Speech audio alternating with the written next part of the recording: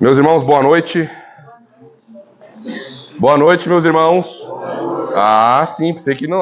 Acabamos de cantar um cântico maravilhoso. Pensei que estava no lugar errado. Louvado seja o nosso Deus por essa noite do nosso dia do Senhor.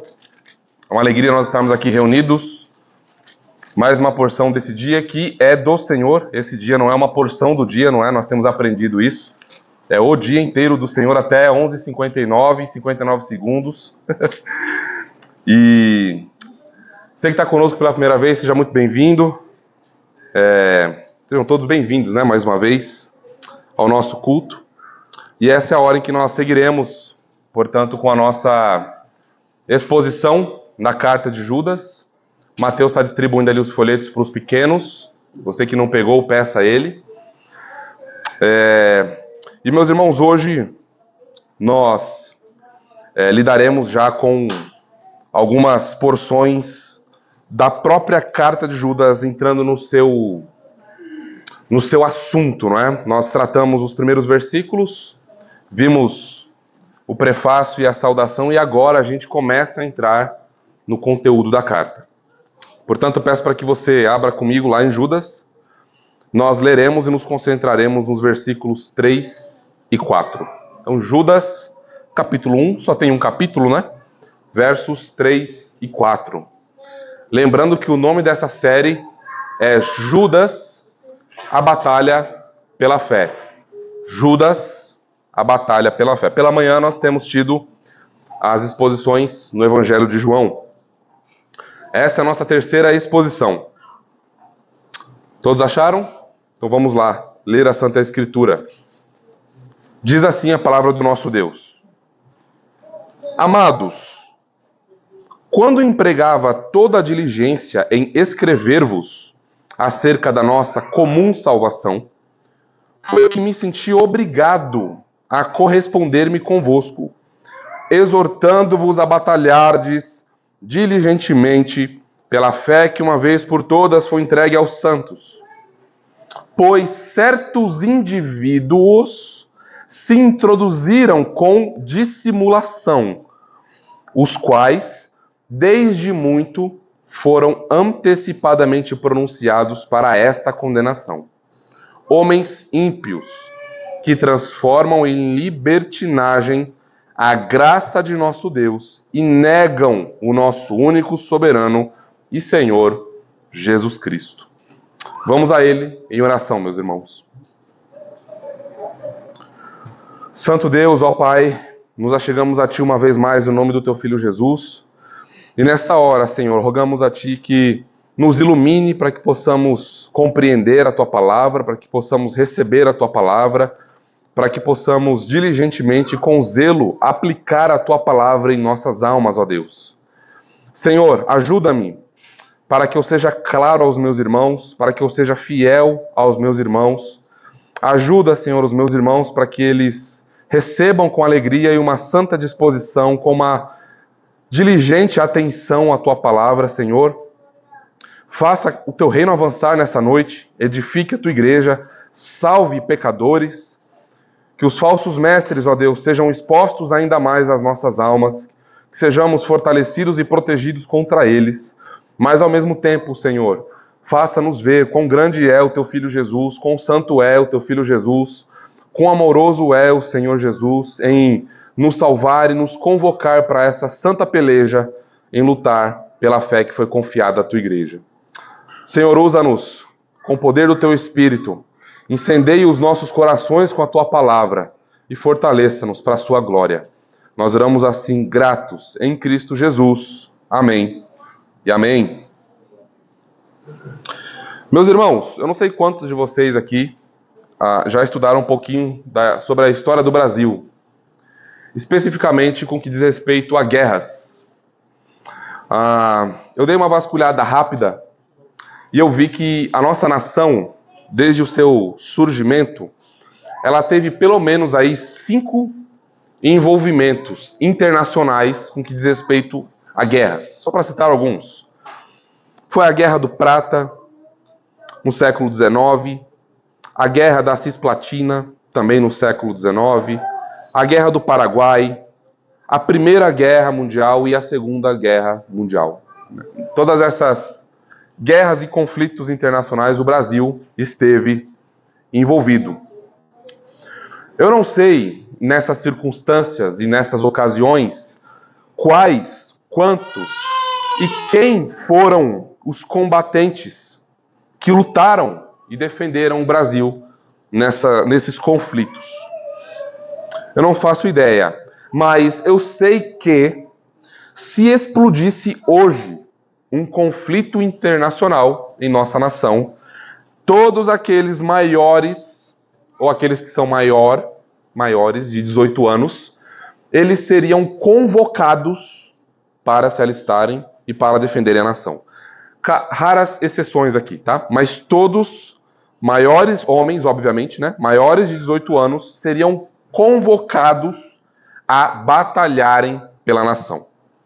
Caso não comparecessem, caso eles não respondessem positivamente a essa convocação, uma penalidade severa seria aplicada. O título da nossa exposição nessa noite é algo que vai girar em torno de batalhar, de batalhas, não é? E o título é Uma Soberana Convocação. Batalhem pela fé.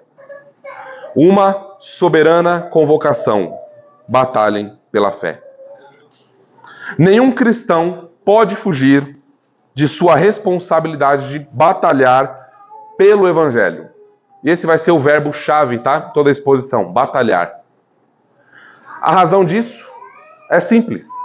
Todo cristão é um soldado na batalha pelo Evangelho. E aqui não são só homens, não é? Mulheres também, e todos aqueles que professam o nome do nosso Senhor Jesus Cristo. Todos foram convocados para essa peleja. E aqui vem a nossa afirmação teológica. Todos os cristãos receberam uma convocação do Senhor. A convocação é esta: batalhem pela fé que foi entregue aos santos contra os falsos mestres. Repetindo, todos os cristãos receberam uma convocação do Senhor. E a convocação é esta: batalhem pela fé que foi entregue aos santos contra os falsos mestres. No texto que lemos, aprendemos alguns aspectos dessa batalha. O nosso texto, então, agora, a divisão dele, ele está bem simples, bem tranquila.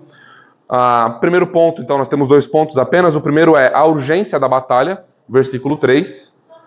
E o segundo ponto é os inimigos da batalha, no versículo 4. Então, vocês já podem desconfiar que quando tem apenas 2 pontos, geralmente nós pregamos 3, 5, 7 e tudo mais. Quando só tem 2 pontos, você pode esperar que tem vários subpontos, não é? E nós vamos mencioná-los aqui ao longo da exposição, tá bem? Para as crianças, para os nossos pequenos, a palavrinha que vocês devem pesquisar é batalhar, tá bom? Pequenos, papais, ajudem os nossos pequenos. A palavrinha da semana é batalhar, com base no versículo 3. Batalhar diligentemente, tá bom? Então, vamos ao nosso primeiro ponto. Vamos considerar então essa soberana convocação, batalhem pela fé. Vamos agora entrar na exposição do texto e ver a urgência dessa batalha. O primeiro subponto aqui é os envolvidos na batalha. Então nós entramos no primeiro ponto, ok? E o primeiro ponto é a urgência dessa batalha. E o subponto que nós vamos considerar agora, olhando para o versículo 3, é os envolvidos na batalha, os amados. Vamos considerar aqui o versículo 3. Judas, portanto, agora entrando no conteúdo da sua carta, não é? Onde ele vai dar um DNA para o seu povo, para a igreja, sobre os falsos mestres. Ele, então, começa o versículo 3 dizendo, amados. Nós vamos considerar, então, primeiramente essa palavrinha, amados. Não é? Judas aqui revela para nós o seu coração pastoral. Ele está se dirigindo aos seus leitores, aos seus irmãos na fé, aqueles por quem Jesus Cristo deu sua vida, e ele já falou que eles são santificados, chamados em Deus Pai e guardados por Jesus Cristo. E aqui ele dá mais uma característica deles, mais um adjetivo a eles, né? Eles são amados. Então Judas traz o seu coração pastoral amoroso se dirigindo aos seus irmãos. É interessante a gente mencionar porque não há nenhuma palavra nesse sentido aos falsos mestres. E aqui a gente precisa... não sei nem se existe essa palavra, mas se não existir, a gente coloca no vocabulário nosso agora. Nós precisamos desromantizar a nossa relação com os falsos mestres. Nós precisamos desromantizar. Os cristãos são amados, são exortados, são protegidos, são guardados, mas não há nenhuma palavra de Judas parecida nesse sentido em favor dos falsos mestres. Toda palavra contra esses corruptores do evangelho, contra esses blasfemadores, contra esses que corrompem a graça de Deus, e vocês vão ver porque essa palavra é dura e é severa e deve ser mantida assim. Toda palavra contra eles é de reprovação. Não é para que Deus os converta. Não é para que Deus os salve. É para que Deus os abata. É para que Deus revele os seus pecados e abra os olhos do povo. E que eles sejam envergonhados em praça pública. Porque o que eles estão fazendo não é por ignorância. Eles conhecem, eles têm as Escrituras. Eles têm a palavra de Deus. Eles recebem exortações. Então eles sabem o que eles estão fazendo. Eles não são ignorantes. Por isso que a palavra contra estes que corrompem o evangelho é a mais severa possível. Então Judas, ele fala que os seus leitores são amados. E que, portanto, os falsos mestres são odiados. Os falsos mestres devem ser reprovados com veemência. E nós veremos a razão disso. Tá? Isso não é feito de qualquer jeito também. Nós não entramos nessa peleja de qualquer maneira. Tá? E é o que nós vamos tratar aqui.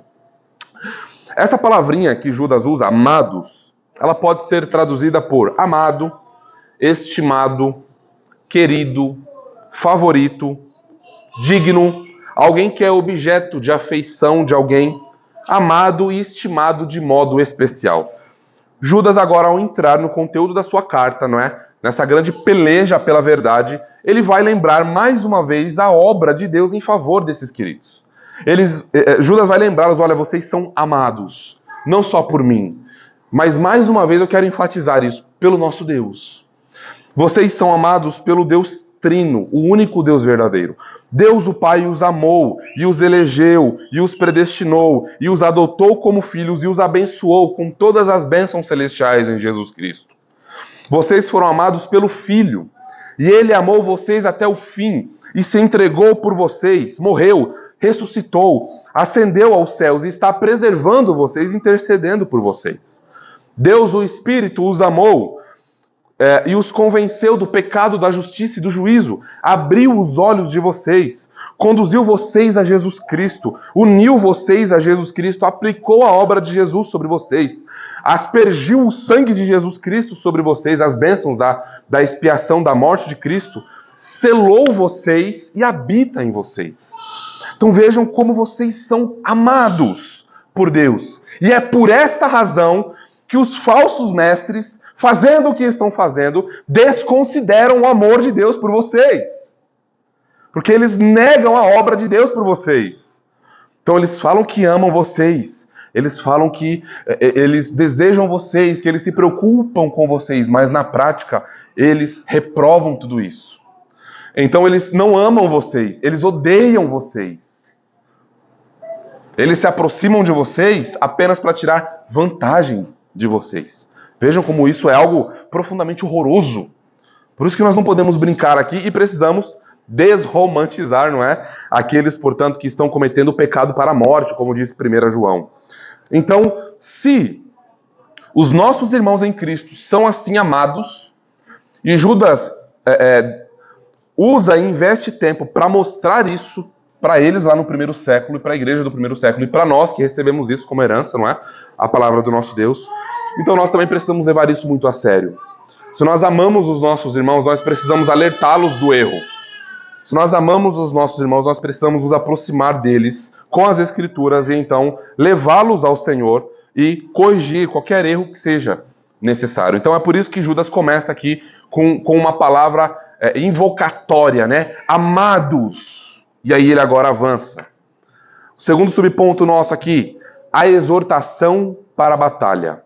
Vimos os envolvidos na batalha, que são os amados, são os crentes, e agora a exortação para a batalha, que é a parte mais longa do verso 3. Vejam lá comigo. Quando empregava toda a diligência em escrever-vos acerca da nossa comum salvação, foi que me senti obrigado a corresponder-me convosco, exortando-vos a batalhardes diligentemente pela fé, que uma vez por todas foi entregue aos santos.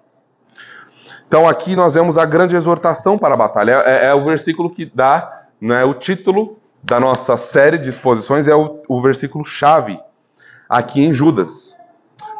Aqui nós aprendemos que o Espírito Santo, por meio de sua palavra, ele convocou o seu povo para batalhar. Crianças, atenção, não é? Palavrinha batalhar que vocês terão que pesquisar.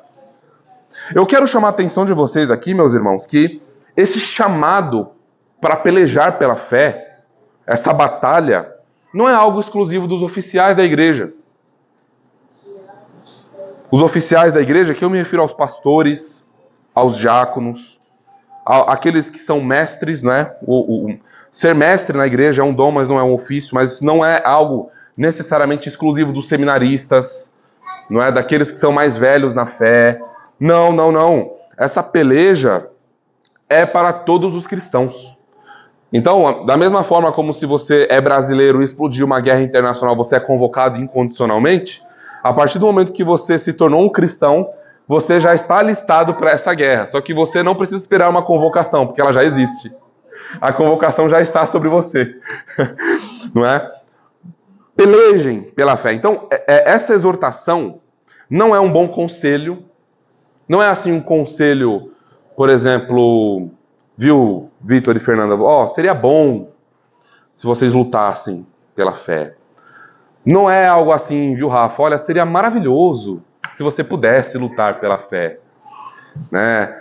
Não é algo assim, Mateus, olha, esse vai ser um bom projeto, sabe? Se você lutar pela fé.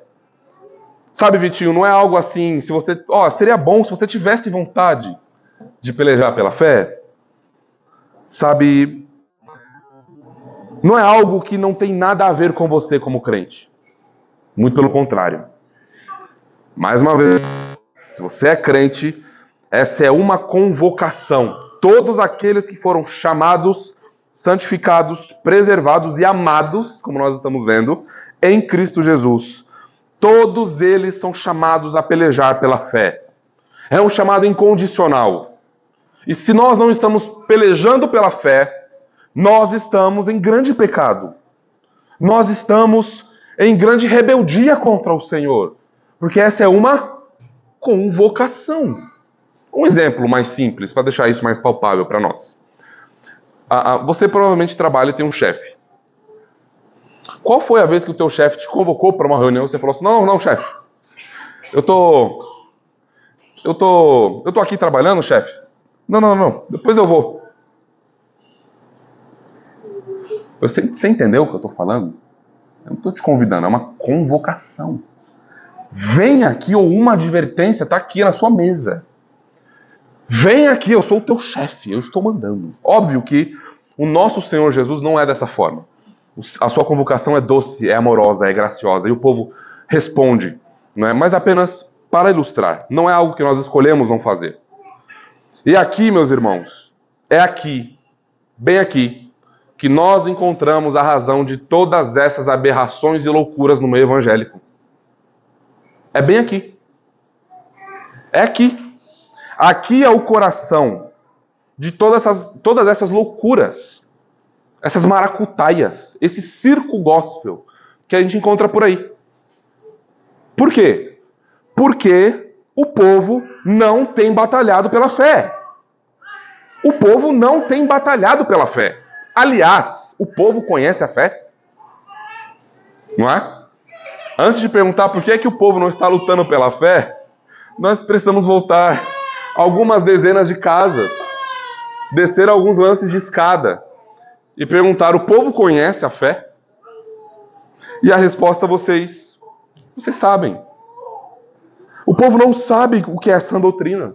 Como é que o povo vai batalhar por ela?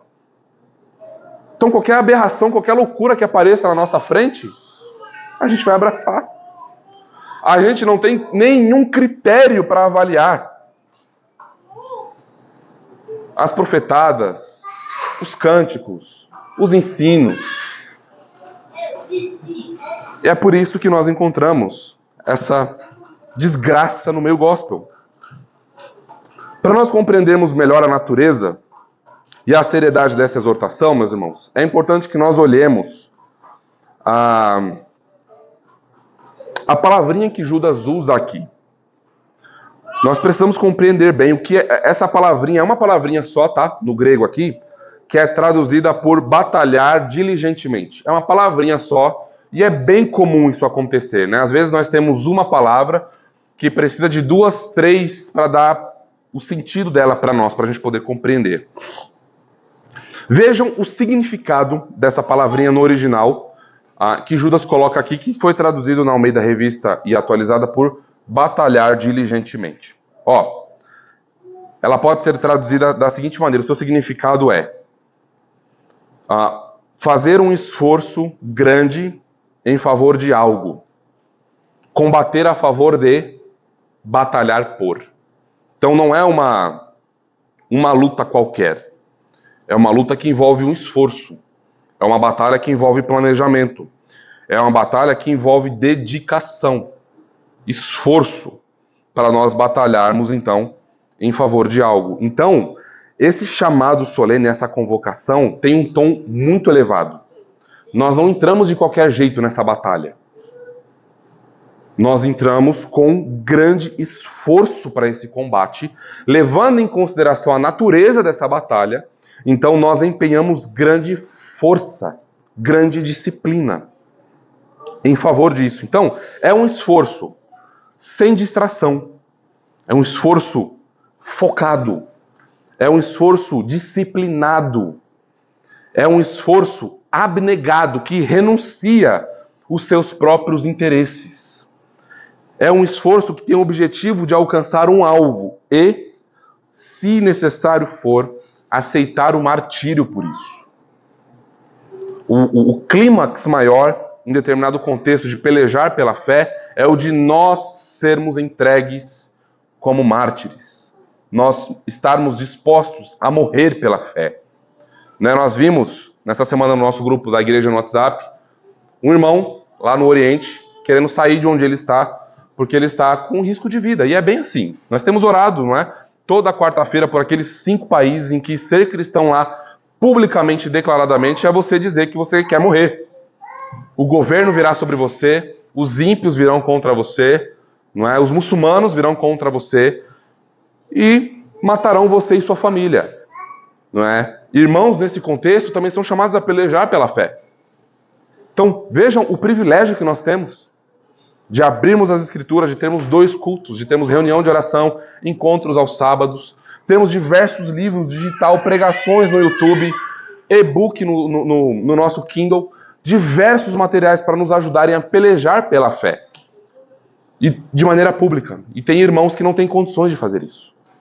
Então que nós possamos, meus irmãos, aproveitar bem, pela providência de Deus, Ele quis nos abençoar assim aqui no Brasil. Então a pergunta é, como é que você tem se preparado para essa batalha? Como é que você tem batalhado até aqui? Desses todos os anos que você tem de crente, o quanto que você já tem batalhado pela fé?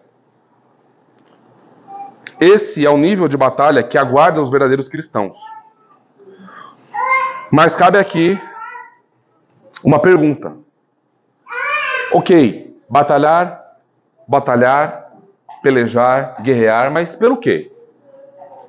Não é? Pelo quê que nós devemos pelejar? E aqui vem o conteúdo agora da batalha, mais um subponto, tá?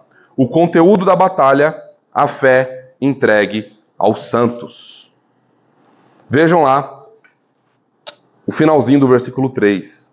Batalhardes diligentemente pela fé, que uma vez por todas foi entregue aos santos. Então é aqui, meus irmãos, esse é o conteúdo que deve ser protegido nessa batalha. A exortação é de lutar pela fé entregue aos santos, sem rodeios e sem grandes dificuldades aqui. Judas vai direto ao ponto. Os cristãos verdadeiros devem dar suas vidas por aquilo que os falsos mestres estão atacando. Eles estão atacando a fé que foi entregue aos santos. É isso que eles estão atacando. Eles estão atacando, não interessa se eles estão atacando a minha reputação, não interessa, com todo cuidado com isso que eu vou dizer, se eles estão mexendo com a minha família. Eu costumo brincar assim, né? Olha, você pode fazer o que você quiser comigo. Fala de mim, me bate, mas assim, se você tocar na minha esposa e nos meus filhos, filisteu, aí você sai da frente, tá? Então, o ponto é assim, Judas não está tão preocupado com a nossa reputação, não está tão preocupado com aquilo que fazemos, ele está preocupado com o conteúdo da fé que está sendo atacado pelos falsos mestres. É bem aqui a preocupação que Judas tem. E aqui, nós precisamos fazer mais uma pergunta. O que é essa fé que foi entregue aos santos, não é? O que significa essa palavrinha fé? Essa aqui é uma pergunta importante. Porque quando nós definimos fé aqui, fica mais claro para nós o que está acontecendo. Tá? Então veja, fé no Novo Testamento, ela tem dois significados. Tá? Tome nota disso. Fé no Novo Testamento tem dois significados. O primeiro deles é a fé objetiva. A fé objetiva é aquela, por exemplo, que a gente encontra em 1 Timóteo 3,9, que diz assim: devem permanecer no mistério da fé com consciência pura. Tem outros textos aqui que eu não vou ler, tá? Depois vocês olham lá no esboço. Essa fé objetiva, ela se refere a um conjunto de afirmações acerca do cristianismo apostólico, acerca do conteúdo do Evangelho. São aquelas afirmações que no Novo Testamento também são chamadas de sã doutrina. Aquela doutrina que produz vida. Aquela doutrina, aquele ensino que provém do Senhor. A fé objetiva também ela recebe outros nomes do Novo Testamento. Deixa eu dar esses nomes a vocês. Declaração pública de fé. Ou nossa confissão, como Paulo em Hebreus coloca, lá no capítulo 3 e no capítulo 4. Também é chamado de doutrina dos apóstolos, como nós aprendemos lá em Atos 2, 42. Então é o conteúdo da fé. É aquilo que define para nós o que é Deus, quem Deus é, o que é igreja, o que é salvação. Então são esses conteúdos proposicionais, são proposições, afirmações. Nós vimos agora há pouco na nossa liturgia que Jesus Cristo ele é o nosso Redentor. E como o nosso Redentor, ele exerce alguns ofícios de profeta, sacerdote e rei, cumprindo e concentrando sobre ele, que é o novo Israel de Deus, tudo aquilo que o antigo Israel tinha, mas que falhou ao quebrar a aliança. Por isso que Jesus agora ele é o profeta, ele é o sacerdote, ele é o rei, ele é o filho prometido, ele é o novo Israel, e ele concentra todas as bênçãos pactuais do pacto que Deus fez com o seu povo. Então, essa é a fé objetiva. Deixa eu dar um exemplo de como a fé objetiva é atacada pelos falsos mestres. Nós temos, por exemplo, heresias que tocam a pessoa de Jesus Cristo. Aqui é o conteúdo da fé objetiva. Eles dizem, por exemplo, esses falsos mestres, que Jesus Cristo, quando ele ressuscitou puramente em espírito. Ele não ressuscitou em carne, em corpo. Ele ressuscitou espiritualmente. Heresia está atacando o conteúdo da fé objetiva. Outros dizem que Jesus Cristo é uma criatura, é uma criação. Está atacando o conteúdo objetivo da fé. Outros negam que o ser de Deus que Deus seja um ser trino. Está atacando o conteúdo central, o núcleo do cristianismo. Doutrinas que são cardeais, que são centrais para a fé cristã. Era isso que eles estavam atacando e nós vamos ver isso daqui a pouquinho. Eles vão atacar a graça de Deus, o conteúdo da graça. O que é a graça?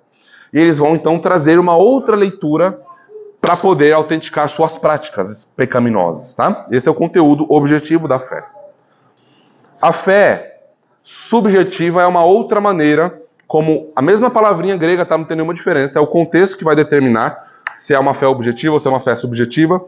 A fé subjetiva é aquela fé, por exemplo, de Hebreus 11:1, Ou de Efésios 2:8, sabe? Porque pela graça sois salvos por meio da fé. É a fé subjetiva. Então aqui, enquanto a fé subjetiva, por outro lado, ela se refere à firme certeza de que Deus garantiu no Evangelho o perdão de pecados, a justificação eterna, a salvação por pura graça, somente pelos méritos de Cristo. Então essa é a fé subjetiva. O próprio nome já diz, né? É algo interno, é algo que é diferente e distinto da fé objetiva. Ainda no versículo 3, portanto, essa fé, nós já vimos agora o que é, ela foi entregue. Então, não é algo que a igreja produz, não é algo que o homem produz. Esse conjunto de afirmações sobre a fé que Judas chama os cristãos a batalhar, não é algo que é inventado por mim e por você. Não foi algo que foi inventado há 2000 anos no passado. Foi algo que foi dado. Algo que foi revelado. Algo que foi confiado. Para usar a terminologia bíblica, é algo que foi inspirado. Algo que foi soprado por Deus, lá com base em 2 Timóteo 3,16. Né? Toda a escritura é divinamente inspirada, soprada por Deus, dada pelo próprio Senhor aos homens. É por isso que essa questão é tão séria. Porque não é algo que é nosso. Nós recebemos, nós amamos, nós nos dedicamos, né, às Escrituras, mas não é nosso. Por isso que nós devemos levar isso tão a sério. Vamos avançar um pouquinho mais. Então essa fé que foi dada, ela foi dada aos santos. Mais uma descrição que Judas coloca aqui aos seus amados, né, aos cristãos que receberam a sua carta. Então o conteúdo do evangelho foi entregue ao povo da aliança. Foi entregue à igreja do Senhor. Foi entregue a nós, que fomos separados por Jesus Cristo. Só que Judas lembra que esses queridos aqui, que devem pelejar pela fé, eles são diferentes dos falsos mestres. Já para colocar uma linha divisória entre aqueles que... Só metaforicamente, tá, meus irmãos? Entre as ovelhas e os bodes, tá? Entre aqueles que são santos e aqueles que não são santos. Judas já coloca aqui que os crentes, mais uma vez, são diferentes dos homens ímpios que mudam a graça do nosso Deus em libertinagem, o que a gente vai ver daqui a pouquinho no versículo 4. Os crentes são puros, são separados. Eles têm uma maneira diferente de agir. Então, nós devemos ser firmes nessa defesa, nessa batalha? Sim, devemos. Devemos ser convictos? Sim, devemos. Devemos ser incisivos? Sim, devemos. Devemos defender essa verdade com a nossa vida? Sim, devemos. Mas, um grande mas, não devemos jamais usar meios pecaminosos para isso. Nunca e jamais. Devemos ser desrespeitosos? Não. Nunca. Devemos ser mal educados? Não. Jamais. Debochados? Pior ainda. Irônicos? Depende, a menos que seja ali em tom retórico, né? No debate, na conversa, às vezes uma ironia cai bem, né? Mas muito cuidado com isso. Porque a gente não está lidando com... Como é que é o nome daquele programa, não sei o que, do baú? Silvio Santos? Não lembro agora. Nós não estamos lidando com essas coisas dessa natureza. Nós estamos lidando com coisas celestiais. Então, o nosso empenho e a nossa diligência, eles devem ser assim muito severos e muito sérios, sabe? Nós não estamos brincando de igreja, nós não estamos brincando de ser crentes. Nós estamos nessa peleja. A eternidade está em jogo. Pessoas estão sendo enganadas, estão indo para o inferno a passos largos. Então nós devemos tomar cuidado, porque ao defender a verdade, nós podemos ser reprovados também. Sabe? Como nós vimos hoje pela manhã, o crente, ele tem uma maneira diferente. Ele age em piedade, ele age em graça. Mesmo sendo firme, mesmo sendo convicto, ele não age de qualquer maneira. Porque ao pelejarmos pela verdade, não sendo de maneira piedosa, como Judas aqui nos lembra, não sendo de maneira santa, nós acabaremos fazendo dessa batalha um mero exercício de inflar nosso ego. Olha como eu sou o campeão, né? dos 5 pontos do calvinismo. Olha como eu sou matador de arminiano. Olhem para mim. Ninguém no Brasil faz o que eu estou fazendo. Olhem para mim, comentem. Percebem? Uma mera batalha para inflar o seu ego. Essa é uma maneira ímpia de lidar com a questão. Nós pegamos aquilo que é santo, pegamos aquilo que é precioso e simplesmente jogamos no lamaçal do pecado. De tal forma que as pessoas olham para nós não como um crente piedoso que conhece as Escrituras e que ama a igreja e que está dando a vida pela igreja para proteger as ovelhas e instruir as ovelhas para que as ovelhas pelejem pela igreja. Não, as pessoas passam a me conhecer, sabe como? Como aquele que vive falando mal de outras igrejas. Triste isso, não? Tomara que você e eu não sejamos reconhecidos assim. Aqueles que ficam caçando hereges. Não é esse o ponto. O ponto está muito longe disso. Se esse for o ponto, nós não entendemos a natureza dessa batalha. Se esse for o ponto, nós precisamos rever se nós verdadeiramente nascemos de novo. Se a nossa ignorância é fruto realmente de conhecer mais o conteúdo do Evangelho, ou se essa ignorância é fruto de estarmos mortos em nossos delitos e pecados. Se essa luta e essa peleja para defender a verdade é só para vanglória, é só para verem que eu estou batalhando pela verdade, nós somos os mais horrorosos de todos os homens e de todas as mulheres. Porque essa peleja deve ser de maneira santa, pura. Jamais sermos confundidos com falsos mestres, que são loucos por likes, são loucos por visibilidades, não é? E que são debochados e soberbos. Tais pessoas, se nós estivermos assim, mesmo conhecendo a verdade, nós estamos totalmente desabilitados para defendê-la. Nós precisamos nos arrepender, não é? E antes de tudo, santificar Cristo como Senhor em nosso coração, para que então, Cristo santificado em nosso coração e em nossa alma, e sejamos prontos para responder a todo aquele que pedir a razão da esperança que é em nós. Aqui eu estou fazendo referência a 1 Pedro capítulo 3, versículo 15. Essa luta pertence aos santos de Deus. Essa luta pertence aos santos de Deus. Vamos para o nosso segundo ponto, meus irmãos, e último, né? Então nós estamos considerando o título desse sermão, Uma Soberana Convocação, Batalhem pela Fé, e a afirmação teológica é: todos os cristãos receberam uma convocação do Senhor. E a convocação é esta: batalhem pela fé que foi entregue aos santos contra os falsos mestres. Agora, nós vamos considerar os inimigos dessa batalha. Agora, o DNA, a impressão digital, não é? O coração dos falsos mestres começa a ser mostrado para nós. E daqui para frente é um total raio-x, que é, basicamente, meus irmãos, se um falso mestre estiver diante de você, vai ser impossível você não reconhecê-lo. Impossível. Então vamos lá. Vamos ver quem são os inimigos dessa batalha. Lembrando que essa é uma batalha já vencida. Nós lemos na nossa liturgia quem é o nosso rei. Não lemos? Nós lemos quem é aquele que vence todos os seus inimigos e que vence também todos os inimigos do seu povo.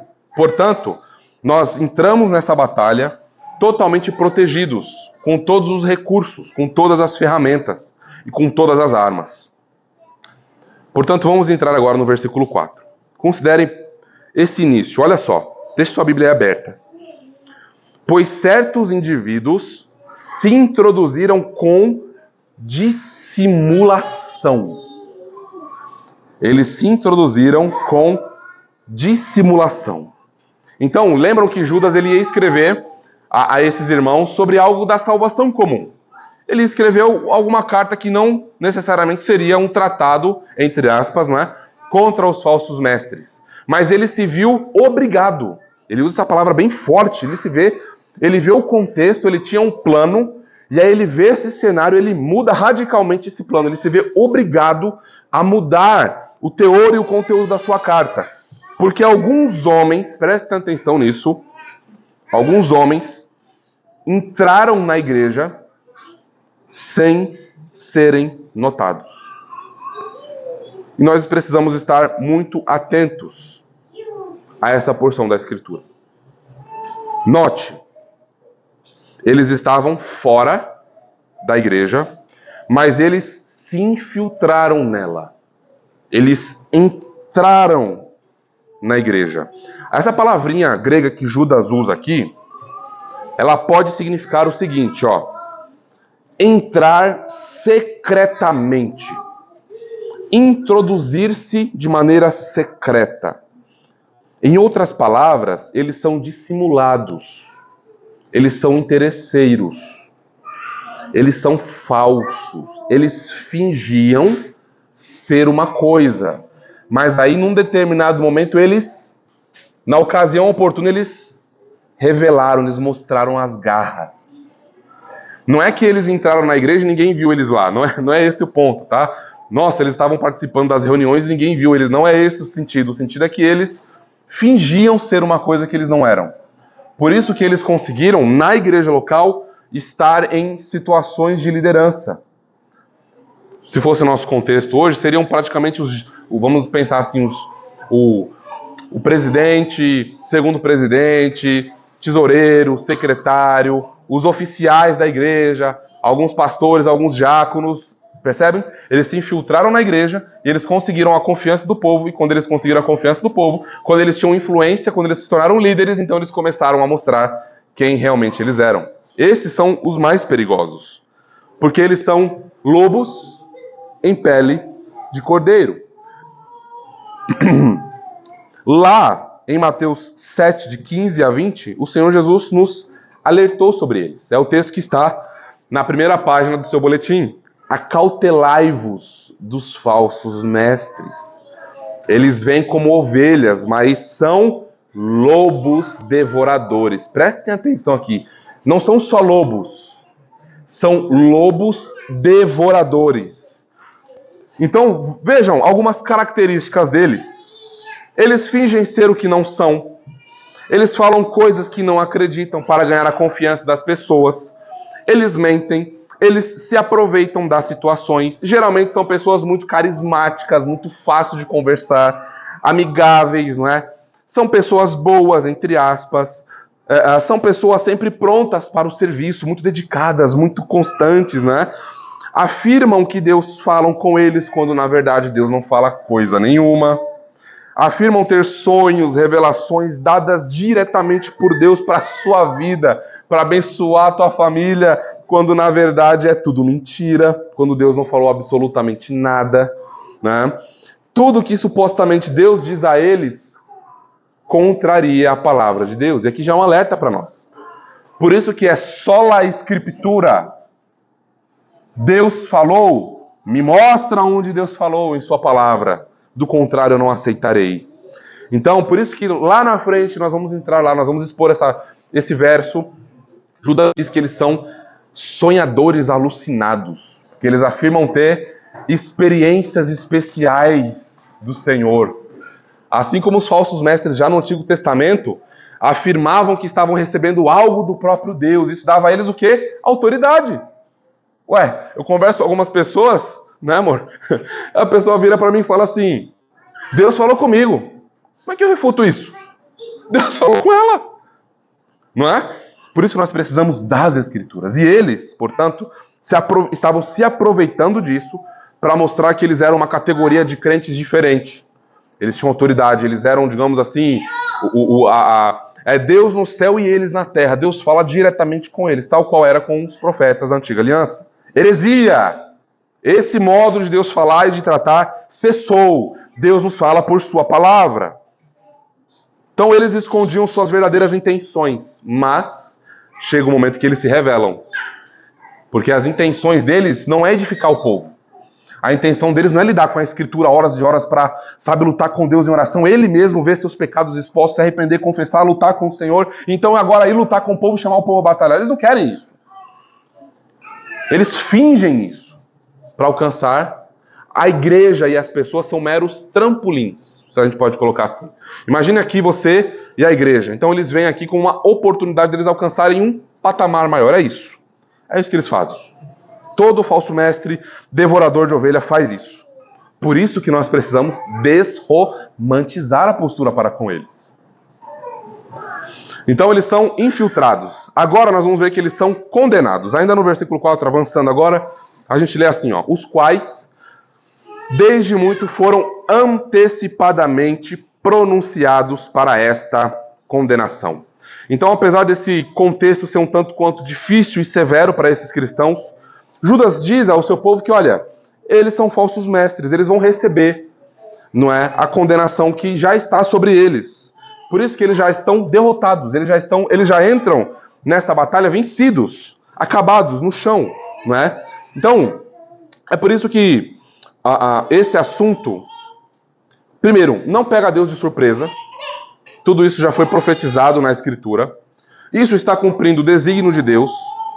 Isso está cumprindo as palavras do Senhor Jesus. E tudo isso foi predito pelos apóstolos. Então, se esses falsos mestres, eles não receberem juízo temporário nesta vida, e vale lembrar, essa é uma doutrina importante, tá? Vamos só passar rápido por ela. A doutrina do juízo temporário de Deus. Deus traz juízo temporário sobre ímpios e sobre também o seu povo. Não juízo condenatório, mas para disciplinar o seu povo. Mas há um juízo eterno, do qual esses falsos mestres não poderão correr. O juízo eterno que os abaterá e os derrotará. Agora, avançando, eles são ímpios. Vejam, olha, eles são dissimulados. Isso aqui já seria suficiente para a gente saber a natureza deles. Ó, eles são mentirosos. Ó, eles não são confiáveis. Mas olha como Judas vai trazendo mais elementos para nós. Eles agora são chamados de ímpios. Essa palavrinha, homens ímpios, lá no versículo 19, Judas vai dizer que são pessoas que não têm o Espírito Santo. E sabe o que é mais engraçado na carta de Judas? Que essas pessoas, com a base nas experiências que elas diziam que tinham, elas afirmavam ser cheias do Espírito. Vejam a contradição disso. Elas afirmavam ser cheias do Espírito, mas Judas diz, elas são ímpias. Elas não têm o Espírito. Elas são mentirosas. Ah, mas ela não tem o Espírito. É engraçado que aqueles, hoje em dia, que mais dizem que são espirituais são aqueles que mais blasfemam o nome de Deus. E mais blasfemam e envergonham o Espírito. E mais colocam o nome de Deus em xeque, não é? Entre os ímpios. Então Judas não tem nenhum politicamente correto. Percebem? Judas diz, olha, são ímpios. Não têm o Espírito. Devem ser combatidos. Devem ser expostos de maneira piedosa, justa e bíblica. Mas devem. Não devem ser tolerados. Por isso que nós enfaticamente dizemos, domingo após domingo, aula após aula, vocês devem crescer, meus irmãos. Se por um acaso eu e o André começarmos a nos desviar, vocês são responsáveis a guardar o evangelho aqui. Vocês devem ser os primeiros a se levantar. Epa, o que está acontecendo aqui? Para onde vocês estão indo? Voltem. Vocês estão se desviando. Voltem. Algo que falso mestre odeia é dar conhecimento para o povo. Porque aí como é que eu vou enganar o povo? Como é que eu vou manipular o povo? Não dá, né? Então, vejam, eles são ímpios, eles não têm o Espírito. Essa palavrinha ímpio, né? Ímpio que o Judas usa aqui, ela é usada sempre com uma gama de pecados em volta para mostrar que essas pessoas, elas são profanas. Elas são incrédulas, elas são aquelas que matam pai e mãe se tiver oportunidade. Vejam, por exemplo, em 1 Timóteo capítulo 1, 9 e 10, ó.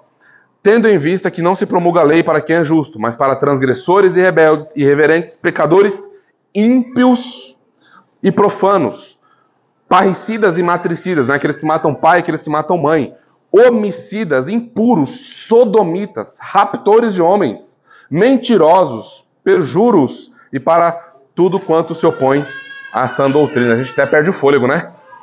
Em ler aqui esses pecados. Então vejam como esses homens, eles estão envolvidos nessas coisas, tá? Eles são incrédulos, eles são pecadores. E é horrível pessoas se denominarem servos do Senhor Jesus, pastores, diáconos, crentes, vivendo desse jeito. Eles não têm temor do Senhor, são ateias, são ateus. São ateus, eles não têm noção com quem eles estão mexendo. Eles não têm temor nenhum. Para eles Deus não existe. Por isso que é simples para eles fazer o que eles fazem. Não vai dar nada, não vai acontecer nada. Lê do engano. Lê do engano. O Senhor virá sim. Virá. Já está vindo em juízo contra esses homens.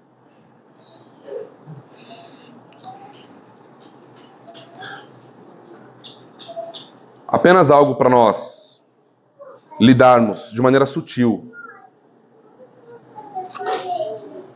Pessoas assim não vão a público dizer, olha, eu não creio no Deus das Escrituras. Ele não pode dizer isso. Isso não acabou, né, para ele. Mas nós precisamos olhar não só aquilo que é pregado e ensinado. Nós precisamos olhar também aquilo que é aplicado e praticado na vida da igreja, na vida das famílias. Porque uma coisa é, eu amo a Deus, o Senhor Jesus Cristo é o meu Salvador, como nós cantamos. Outra coisa é eu negar tudo isso na prática. É eu viver como se essas coisas não existissem. Nós precisamos tomar cuidado com isso. Mais uma característica deles, já caminhando agora para o final. E aqui, meus irmãos, é onde, se tudo isso já não fosse ruim, aqui é onde me pegou muito. Aqui é onde o meu coração ficou profundamente triste, amargurado e irado, sabe? Porque eles transformam em libertinagem a graça de nosso Deus. A outra característica deles aqui, eles mudam a graça de Deus. Vamos ver o que é isso. Aqui, o ensino dos falsos mestres começa a ser revelado a nós. Importante. O perfil descrito, como vimos, está acompanhado sempre de implicações práticas. Assim como se crê, assim se vive. As duas coisas não podem ser divorciadas, elas estão casadas eternamente. O que é, então, que eles mudam? A graça de Deus. O que esses homens fazem é tão perverso e tão mal que nós não podemos avançar sem vermos qual é a graça que eles estão mudando. O que eles estão pervertendo? O que eles estão corrompendo? A graça de Deus, meus irmãos, aqui é aquele favor imerecido. É aquela graça que vem aos piores dos pecadores, dizendo, olha, você é um pecador miserável, sim. Você merece condenação, sim. Deus está pronto a aplicar a justiça sobre você. Mas Deus é tão gracioso que Ele mesmo encarnou e Ele mesmo recebeu a justiça para que você pudesse receber isso gratuitamente. Então a justificação é dada a você gratuitamente. Você não precisa fazer obras, você não precisa pagar, não é, dízimo, você não precisa fazer isso, você não precisa, não é por obras da lei, é por graça. É graça imerecida. É perdão de pecados diante de Deus, é você diante dos olhos do Senhor soberano, puro, como se você nunca tivesse pecado, unido a Jesus Cristo para sempre. Essa é a graça de Deus. Graça de Deus. Um dos pilares da reforma protestante, não é? O sola gratia. Somente a graça de Deus salva o pecador e o justifica.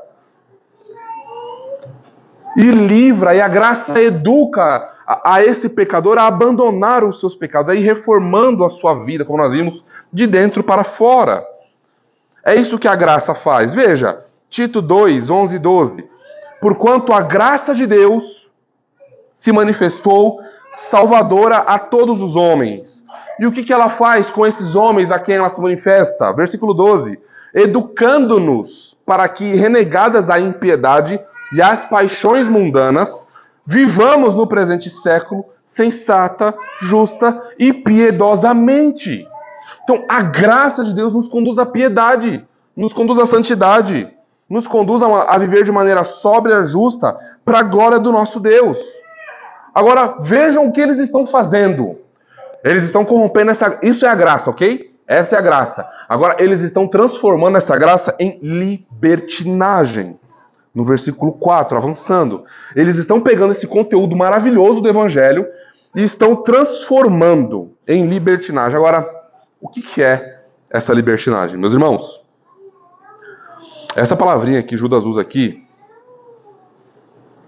significa o seguinte: excesso de lascívia, sensualidade, devassidão. É isso mesmo, é isso que vocês ouviram.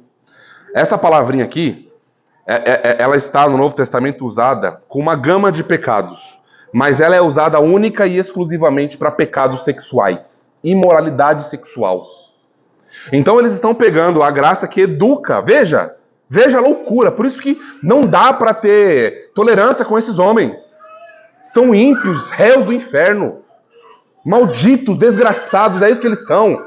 Eles estão pegando a graça de Deus que educa para a santidade e, na verdade, fazendo o oposto. Dizendo que ela educa para a libertinagem, para pecado, para a imoralidade sexual. Deixa eu dar alguns exemplos para vocês.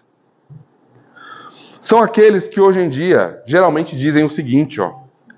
Deus é bom, deseja que você tenha prazer. Ó, mesmo que essa pessoa aí não seja o seu cônjuge, não tem problema. O importante é você se sentir bem. Vá, tenha prazer e não dê satisfação a ninguém. Dizem isso, tá? Dizem isso por aí. Dizem isso por aí. Também dizem assim, ó, você precisa curtir a sua vida, né? Deus é amoroso e se você ama essas pessoas aí com quem você está em um relacionamento, é o que importa. É o que importa. Não se preocupe com o casamento. Vá curtir a sua vida sexual. Outros tentam ser um pouco menos escrachados. Não, Deus é gracioso, Ele vai te perdoar. Experimenta só um pouco. Não se preocupe com fornicação, com adultério, com homossexualidade. Isso aí é coisa do passado. Isso é coisa do primeiro século. Não se preocupe com isso não. Não, hoje é normal isso aí. Fica tranquilo. Não seja retrógrado. Não seja fundamentalista, não é? Agora, semana passada eu estava ouvindo um podcast.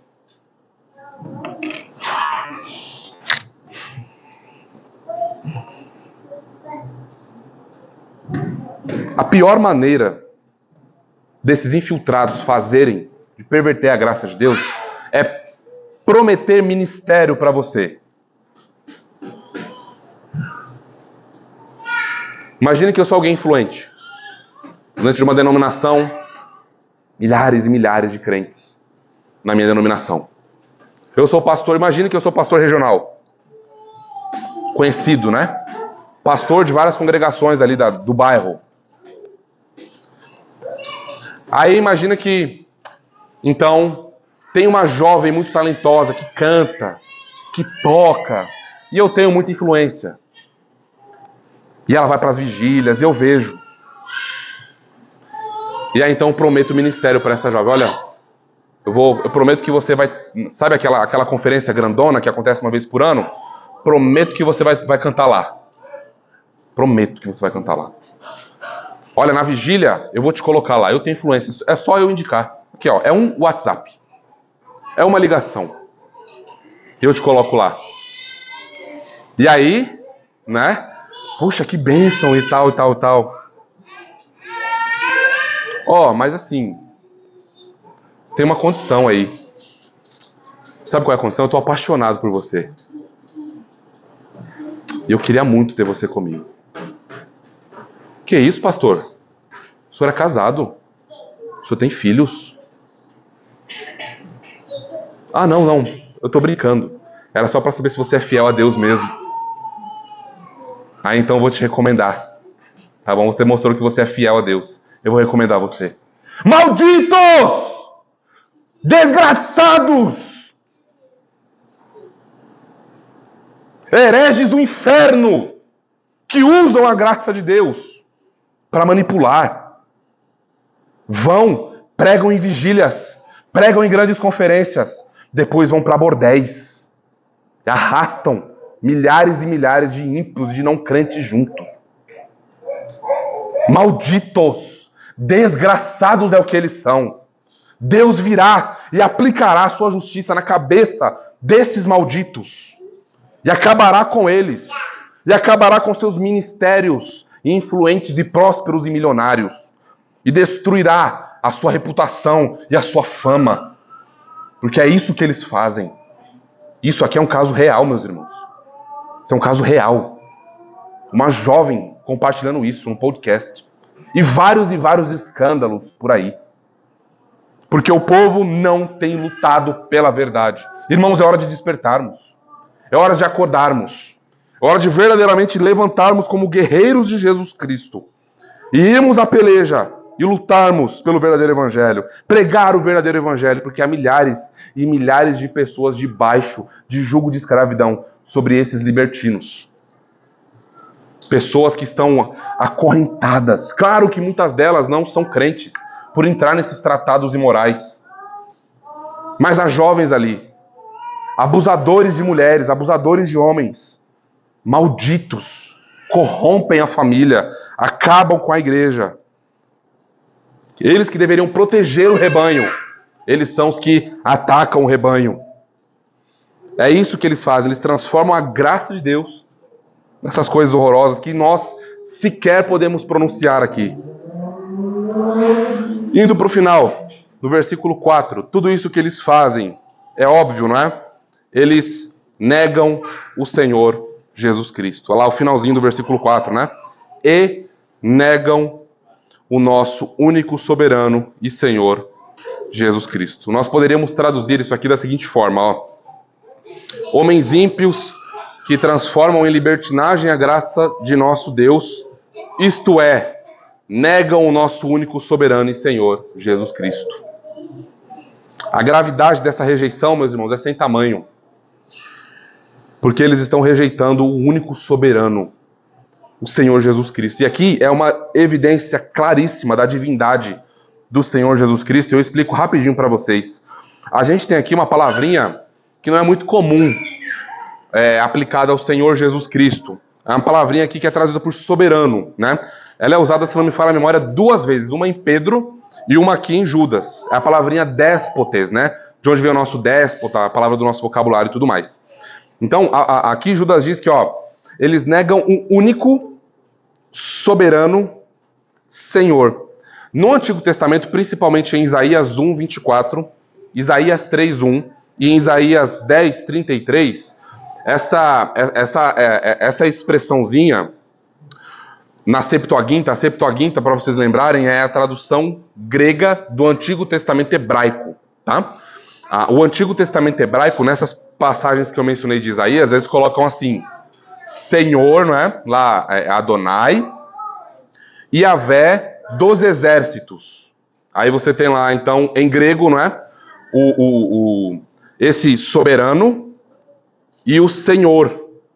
E essas duas designações aqui, soberano e Senhor, nesse contexto em que o próprio Deus Yahvé é chamado de o Senhor dos exércitos, quer dizer, ele é o Senhor das milícias celestiais, ele é o Senhor das guerras, e ele vence todas elas, é uma declaração clara e explícita, porque nenhuma outra pessoa ou criatura na Escritura recebe essas duas designações, sabe? Esse Senhor, lá no original, é o soberano, né, que também pode ser traduzido por Senhor, o soberano e o Senhor junto. E aí vem o Yahvé sendo revelado, e aqui é Jesus Cristo, mostrando que o Senhor Jesus, portanto, é, junto com o Pai e com o Espírito, o único Deus verdadeiro, o Yahvé, soberano do seu povo. Então, eles são loucos, eles estão pelejando contra o Senhor Jesus, contra o único soberano. E outra coisa que nós aprendemos aqui, meus irmãos, é que, à luz disso, nós não pertencemos a nós mesmos. Nós fomos comprados por esse Senhor soberano, que é o nosso Senhor Jesus Cristo. Portanto, nós não temos o direito de viver como achamos correto. Nós não temos leis próprias. Ele é o nosso legislador. Ele é o nosso Senhor. Os falsos mestres o negam. Os falsos mestres o rejeitam. Nós não o rejeitamos. Nós o amamos e aplicamos a sua lei em nossas almas. Devemos viver de acordo com a palavra do nosso Rei soberano, pois a ele pertencemos. Por que que os falsos mestres fazem o que fazem e rejeitam o Senhor? Porque eles não pertencem ao Senhor. Isso não é precioso para eles. Por isso que eles são ímpios, descarados, herdeiros do inferno 2 vezes. E é isso, o que prova alguém que não pertence ao Senhor é alguém que não caminha segundo a sua palavra. Tá? Pode ser o pregador mais eloquente, pode ser o mais erudito em teologia, o PhD, a sumidade, o Spurgeon do século XXI. Se ele não caminha em piedade ele está, assim como os falsos mestres, revelando a quem ele serve, e não é o Senhor Jesus Cristo. E é por isso que antes de irmos para as aplicações finais, nós aprendemos isso em Tito 1,16. Tito 1,16 diz assim, no tocante a Deus, professam conhecê-lo, entretanto o negam por suas obras. É por isso que são abomináveis, desobedientes e reprovados para toda boa obra. São abomináveis, desobedientes e reprovados para toda boa obra. Meus irmãos, caminhando para o final, não sejamos como os falsos mestres. Não afirmemos que Deus reprova a mentira, mas lá estamos nós mentindo. Não digamos que Deus odeia os orgulhosos, mas lá estamos nós, com o nosso coração orgulhoso, né? Não digamos que Deus odeia a fofoca, mas lá estamos nós envolvidos em fofoca. Não digamos que Deus odeia a discórdia, mas nós estamos lá, bem no olho do furacão, promovendo discórdia. Não digamos que Deus odeia o divórcio, mas lá estamos nós, traindo o nosso cônjuge de diversas maneiras.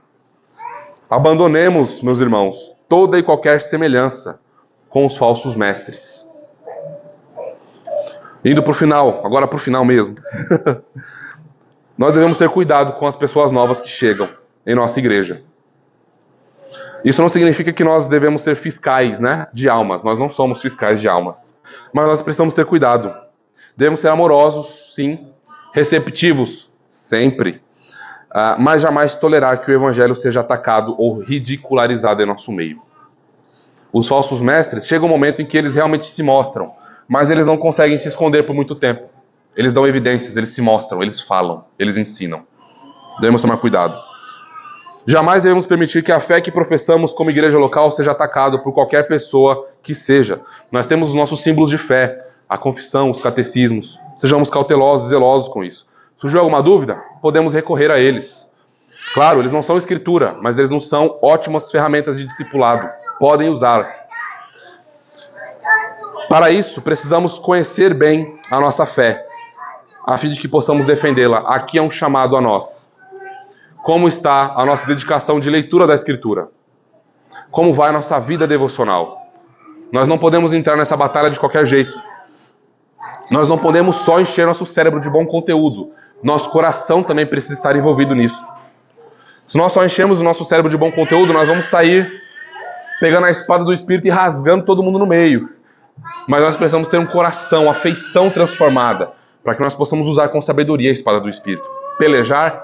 Sim, mas de maneira piedosa e bíblica. Fomos convocados para uma batalha que já foi vencida. Basta ir e confiar em nosso Deus, pois o Evangelho será vitorioso contra os falsos mestres que vão de mal a pior. Meus irmãos, vamos nos empenhar em conhecer a fé, para defendê-la com eficácia e ousadia, para a glória do nosso Deus. Certos de que o nosso Rei Jesus, que morreu pelos nossos pecados, mas que ressuscitou para nossa justificação, nos guiará em graça, em fervor espiritual, sabedoria e zelo. Amém, meus irmãos? Vamos orar ao nosso Deus. Ó Pai, te agradecemos, Senhor, por ter nos dado a fé. Nós te agradecemos por ter nos dado a fé objetiva e a fé subjetiva. Senhor, te damos graças por ter aberto os nossos olhos para o teu santo evangelho. Te damos graças também, Senhor, por nos ter alistado em teu exército. Nós te louvamos por ter nos convocado para essa batalha, por nos ter dado o teu espírito e todas as condições necessárias para lutarmos pela fé. Senhor, rogamos a ti que nos faça eficazes na batalha pela fé, que nos fortaleça em graça, que os falsos mestres sejam abatidos e derrotados e destruídos, que o Senhor nos dê vitória para que o teu reino soberano avance. Ó Pai, nós oramos no teu Filho Jesus. Amém e amém.